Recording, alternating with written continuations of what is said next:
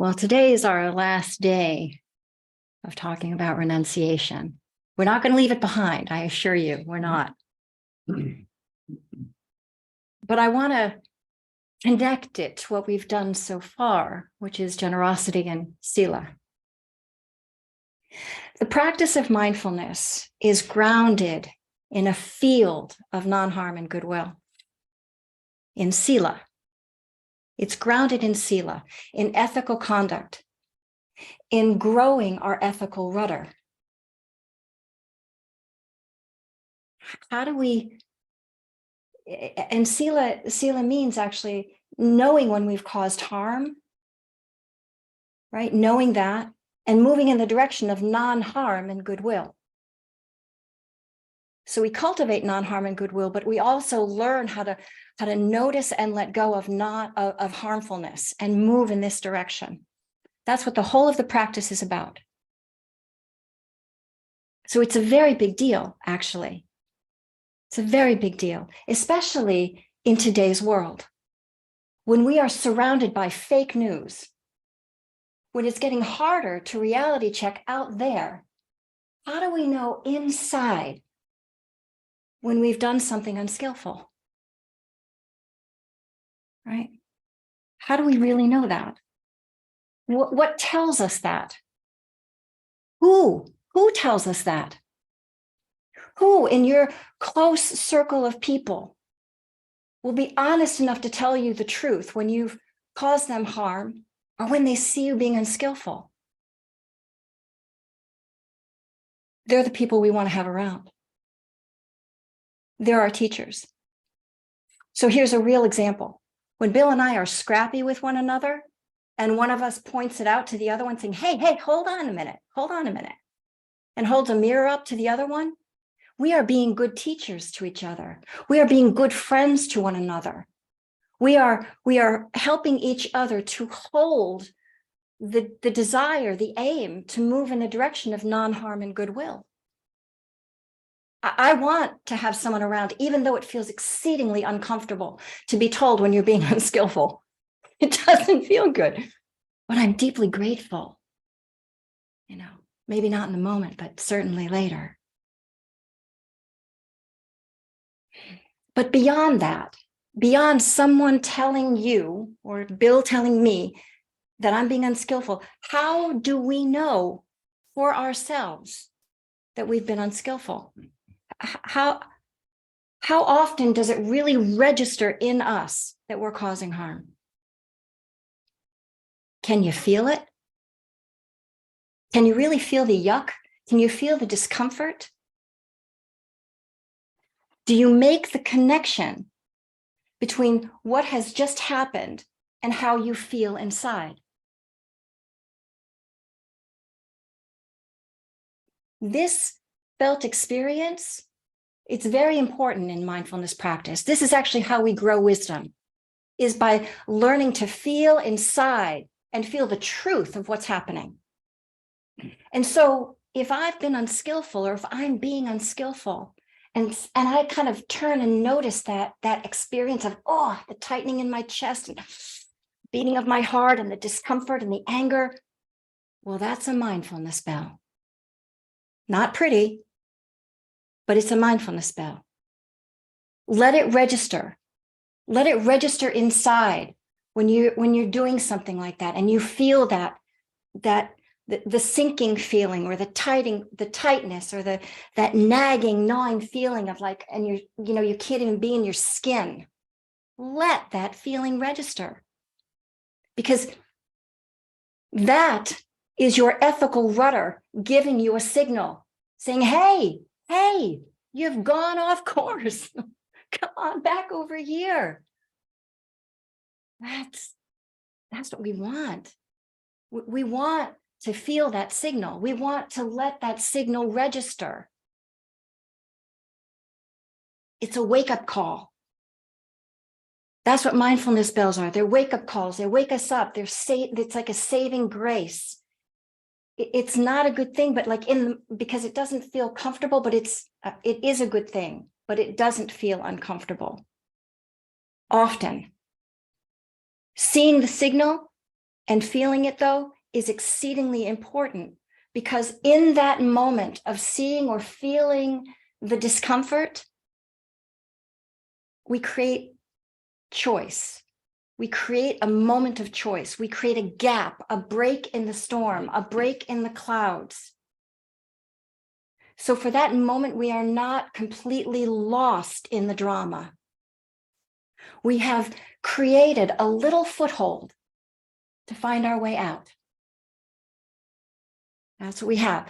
By seeing and feeling that discomfort and letting it register, even if we can't in that moment stop, even if I'm too upset and I still say one more thing, that I've seen it and feel that I'm beginning to put a little stake in the ground and saying, I'm going to start to notice this. I want to see when I'm being unskillful.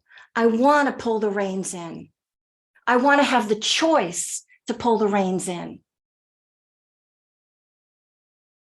I want to learn how to do something different. Refraining from the unskillful is part of sila. We refrain from the unwholesome and we cultivate the wholesome, right? That's the whole of the practice. So we refrain from putting another log on the fire, as Bill Morgan likes to say, right? We refrain from that. Now hear that word refrain. Refrain is active. When I feel the force of being angry or upset and I hold back, believe me, it's active. I'm working to resist the impulse to put that other log on the fire, to say that one more thing. I'm resisting that because I don't want to cause more harm. That's why. And we want to interrupt harmfulness, interrupt it many, many times. That's good practice. That's good news. That's exactly how we grow our ethical rudder. That's exactly how we grow it. And this though can be very hard to do when, you know, we're caught up in the emotion. And I speak of my anger because I know, like, for me, the learning how to hold that and hold that well, it's not comfortable in here. And so what comes with that is also this learning of how to be patient and how to be non-judgmental, which is what mindfulness is asking us. It's saying, look, but please look without judgment. Please look as if a dear friend or a wise elder was saying to you, hey, darling, you're going a little too far off course here. Let's right the ship. So we have to be willing to remind ourselves that we're going to make mistakes. We're going to step right in it. I will continue, I'm sure, to step in my anger.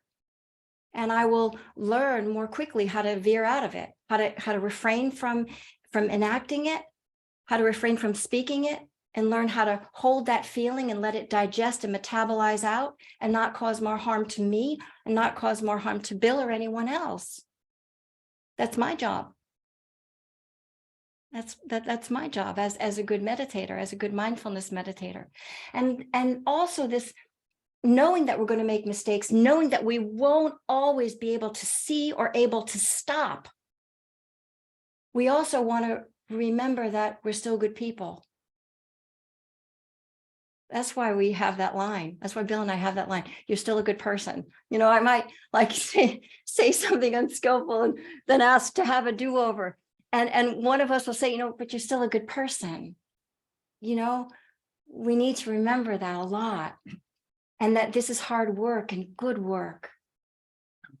And it's good work that we're doing that. So much appreciation for our looking, our willingness to see. Because the truth is that no one wants to look at their underbelly. No one wants to look at that shadow. And we all have one. We all have one. So if we're interested in growing kinder and wiser, if we're interested in growing our hearts, well, we want to see when we're being unskillful and when we're being skillful.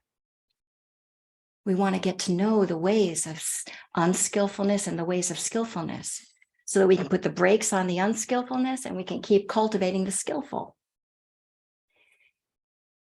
And each time we see our unskillfulness in particular, we really want to see it with appreciation. It's hard to see. It's not something we want to see. And we want to really appreciate that this is what's going to help us grow our ethical rudder. It's our job. It's our job to learn how to see the signs. And that is what it is. When I feel the rush or the charge of my emotion, that's a sign. If I can see it and catch it, I can take a nice big inhalation, tether the breath to the body to the ground, and smooth it out in there. But if I don't see it, I'm going to get activated. I will likely say something unskillful, cause that person harm, and cause myself harm. That's how it goes. So I want to see the signs, but I don't just want to see the signs, because the truth is that we see a lot. Driving down the highway, you see a lot of signs, but you don't read every one. It's just as we get closer to our destination, we say, oh, there's Mahoney Drive. Oh, there's Fairfax Drive. Oh, there's Mayhew Street. That's where I want to go. We want to learn how to see the signs and read the signs. Oh, that's what's going on right now. Oh, and then feel the dis-ease that comes from being unskillful, and feel the ease that comes from being skillful. Right? By being mindful, by paying attention in a non-judgmental and a way that's as if a beneficial presence was watching. Non-judgmental, and in that way, we want to see the signs, catch ourselves in the act and say, oh, do you really want to say that? Do you really want to do that?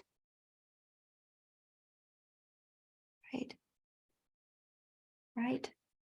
We want to catch ourselves in the act and really feel what's happening. Because as we do that, we can then slowly right the ship. That's what the ethical rudder is about. It's about learning how to stay the course of non-harm and goodwill. Right? So we slowly begin to renounce, to let go of the unskillful. And we slowly begin to cultivate and make choices that move us in the direction of non-harm and goodwill. You see the wisdom of that. This is a generosity that we offer ourselves and others by growing our ethical rudder. By seeing these things, seeing the unskillful and seeing the skillful. Renouncing, doing our best to let go of the unskillful, and doing our best to keep orienting and cultivating non-harm and goodwill. We can do this. We can do this. It's for our welfare and for others. So, thank you for your kind attention.